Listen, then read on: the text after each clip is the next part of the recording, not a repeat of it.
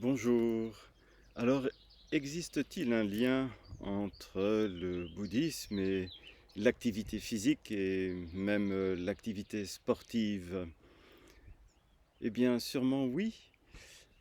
Si on remonte dans le temps à l'existence du Bouddha Shakyamuni, qui était né donc le prince Siddhartha Gautama, dans sa jeunesse, il excellait dans toutes les disciplines, aussi bien les disciplines intellectuelles que les disciplines artistiques et les disciplines sportives.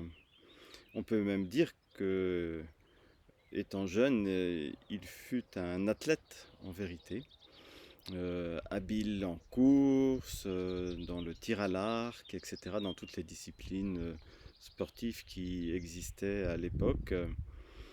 Et cela euh, montre déjà que c'est une expérience que le Bouddha a eue et qu'il a connue. Et puis ensuite, donc, il a renoncé au monde social et est parti pour méditer et avec les ascètes qui existaient à l'époque. Et donc, il s'est engagé dans des ascèses en renonçant au confort de cette vie. Euh, et là, il est allé vraiment jusqu'à l'extrême possible pour un être humain, à tel point qu'il était vraiment devenu décharné. On pouvait voir, il y a des statues qui le représentent ainsi, on pouvait voir donc ses veines entre la peau et ses os. Euh, et il a compris que ces ascèses extrêmes, finalement, ne lui permettraient pas de remédier à la souffrance et à l'origine de la souffrance, et que même au contraire, ces ascèses l'enfonçaient encore plus dans une forme de souffrance, ne serait-ce qu'au niveau physique.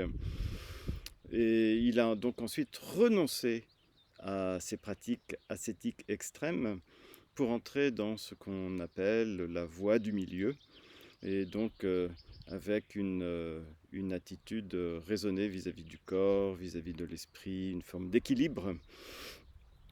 Et le bien-être du corps lui a semblé vraiment important pour suivre un chemin spirituel. Et depuis, dans la tradition bouddhique, eh bien, on suit cet équilibre au niveau du corps et de l'esprit. Il faut vraiment les deux aspects. On parle même de trois aspects, puisqu'il y a l'aspect aussi relation, euh, et le fait euh, d'être en relation avec les autres, et sur le plan extérieur et sur le plan intérieur, d'établir la relation entre le corps et l'esprit. Et qu'est-ce qui établit la relation entre le corps et l'esprit? C'est la respiration. Donc c'est pourquoi dans les pratiques méditatives bouddhiques, on utilise beaucoup la respiration. Et dans les pratiques du bouddhisme, il y a aussi bien sûr des pratiques physiques assez importantes qui sont toujours présentes. Le corps est toujours allié, hein, dans les pratiques spirituelles bouddhiques, ne serait-ce que pour la méditation. Il y a une posture de méditation euh, qui est donc une posture physique. Et quand on entre aussi dans un temple, par exemple, on va faire des prosternations en joignant les mains dans le mudra du bouton de lotus et en les posant soit au sommet de la tête, soit au niveau du front, pour symboliser qu'on rend hommage au Bouddha et à notre propre nature éveillée par le corps, puis au niveau de la gorge pour rendre hommage par la parole, puis au niveau du cœur pour rendre hommage par le cœur et l'esprit. Et on rend d'abord hommage par le corps. Donc c'est très important, le corps est important. Nous, euh, nous sommes aussi ce corps, en quelque sorte. Et donc le corps est utilisé dans les pratiques bouddhiques, et l'activité physique est aussi utilisée et accompagne les exercices spirituels. Et donc il y a de nombreuses traditions dans différents pays d'Asie qui utilisent donc le corps, ne serait-ce, comme je le disais, pour la posture de méditation, mais on connaît aussi les arts martiaux, par exemple au Japon, En Chine, le monastère de Shaolin est très connu pour ses moines qui pratiquent le kung-fu. Et de nos jours, il y a des nonnes aussi au Népal, par exemple, hein. Pour donner cet exemple que je connais personnellement bien, le mont Amitabha, avec ses nonnes qui pratiquent le kung-fu, d'abord dans un objectif de self-défense, d'autodéfense. Et ce que l'on peut dire, c'est que dans le bouddhisme, en fait, les activités physiques et même sportives vont toujours accompagner la pratique spirituelle et donc sont toujours faites avec une motivation qui est la motivation spirituelle, de l'éveil spirituel, mais aussi la motivation altruiste, de pouvoir venir en aide aux autres ou d'éviter aux autres de nuire à quelqu'un, que ce soit à soi-même, que ce soit à d'autres personnes. Donc dans ce sens-là, l'activité physique vraiment a toute sa place et a toute sa raison d'être pour accompagner la voie spirituelle. Et la voie spirituelle dans le bouddhisme commence par la maîtrise du mental. Et c'est très important. Et on le voit bien dans le sport. Les athlètes euh, doivent être aussi entraînés ou doivent s'entraîner eux-mêmes au niveau mental pour être dans les meilleures conditions possibles. Ils ont souvent des coachs qui les aident à développer l'attitude mentale qui va leur permettre de développer toutes leurs capacités physiques. Et cela me fait penser à un maître du bouddhisme de tradition tibétaine qui s'appelait Drupa Kunle et qui un jour posait une question à un autre méditant, à un autre yogi, en lui demandant qui est celui qui court le plus vite dans une course. Et l'autre yogi lui répond, c'est celui qui n'est pas retenu par ses pensées. Donc ça montre bien que le mental, dans l'implication du corps, dans l'activité physique, l'activité sportive, est très important. Et c'est vraiment très important. Et on peut aller même plus loin que cela, bien sûr.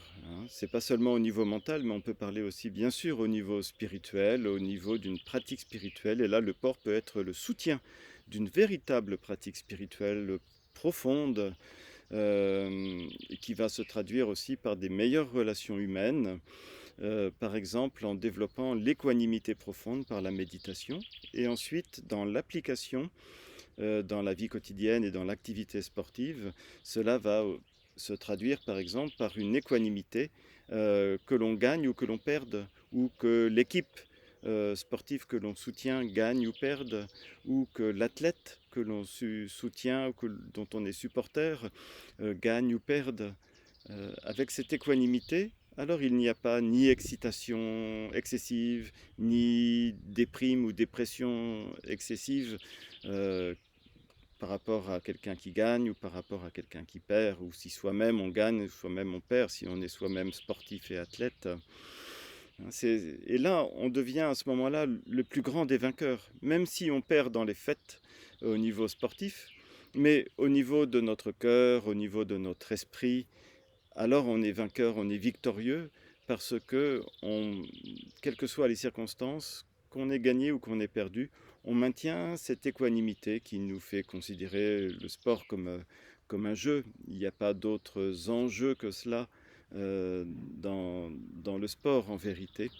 Et si on peut donner, apporter du plaisir aux autres par le sport, c'est quelque chose de formidable. Et dans le bouddhisme, sur le plan spirituel, on insiste aussi sur le fait qu'il est très bénéfique de se réjouir de la victoire des autres, de ne pas jalouser la victoire des autres. C'est quelque chose voilà, qu'on ne travaille pas assez dans notre société humaine et qui demande une pratique spirituelle intérieure pour parvenir à se réjouir de tout son cœur, du bonheur des autres, de la victoire des autres, du plaisir à gagner des autres. Et si nous perdons, si ceux que nous soutenons perdent, eh bien, ce n'est pas si grave. Et on fait le souhait que la prochaine fois, eh bien, ils puissent gagner. Mais voilà, l'implication personnelle, l'implication de notre propre esprit, euh, elle demeure équanime, demeure dans la paix intérieure, qu'il y ait victoire ou défaite. Et c'est ça la plus grande des victoires en vérité. Donc peut-être quand on pratique une activité sportive, on peut en profiter pour que cette activité sportive devienne le support d'une vraie pratique spirituelle, d'une vraie pratique de l'esprit, une pratique profonde de l'esprit, de manière justement à ne pas tomber soit dans la dépression, soit dans l'excitation. On sait très bien que la dépression peut entraîner par exemple une perte d'envie de manger ou de boire, une perte de goût même pour la vie. Et puis l'excitation, elle, peut entraîner une forme d'agressivité, que ce soit en parole, que ce soit au niveau physique. Donc ce n'est jamais très bon. Et c'est pourquoi si chacun qui aime le sport, qui pratique le sport, qui soutient des sportifs, pouvait ainsi développer cette équanimité dans son cœur, dans son esprit, cette équanimité qui fait que qu'il y ait victoire ou défaite, ma foi, on demeure dans l'équanimité et quel que soit le gagnant, on se réjouit pour le gagnant, quel que soit le perdant, on se réjouit pour le perdant, eh bien on a vraiment gagné intérieurement. Et alors on ne considère plus le camp adverse, par exemple, comme un ennemi, et on ne considère plus non plus le camp pour lequel on a développé de l'affection comme des amis absolus. Voilà, il n'y a pas d'amis absolus, d'ennemis absolus. Cela dépend toujours des circonstances et c'est très relatif. Et avec l'équanimité, il n'y a plus de considération d'amis ou d'ennemis, ce sont tous des êtres humains, nos frères humains, nos sœurs humaines, et on considère tout le monde avec la même attention, la même bienveillance, et c'est ça qui est vraiment important. À ce moment-là, on peut vraiment apprécier tout le monde, apprécier le camp adverse, apprécier notre camp, apprécier les vainqueurs, apprécier ceux qui ont perdu, même si ceux qui ont perdu c'est notre camp. On les apprécie quand même, parce qu'on les apprécie au-delà de la compétition sportive elle-même, hein, mais on les apprécie vraiment d'abord en tant qu'être humain. Et c'est ça qu'on devrait toujours garder dans son cœur. Voilà peut-être ce que je peux vous dire aujourd'hui, voilà, en tant que coprésident d'Union bouddhiste de France, pour vous encourager, voilà, à développer, voilà, une forme de plaisir dans le sport et dans l'activité physique, mais en plus, voilà, de toujours maintenir une pratique spirituelle intérieure dans ce cadre-là. C'est vraiment important que la pratique sportive devienne aussi un moyen habile pour notre pratique spirituelle, pour notre pratique intérieure. La voie du Bouddha, c'est la voie de l'intériorité, et c'est ça qui compte. Après, au niveau extérieur, on fait ce qu'on peut, on fait du mieux que l'on peut. C'est ça qui est beau et qui est important. Mais intérieurement, on maintient toujours cette vigilance, cette présence qui maintient l'équilibre, l'équanimité. Voilà, merci de m'avoir écouté et à très bientôt. Au revoir.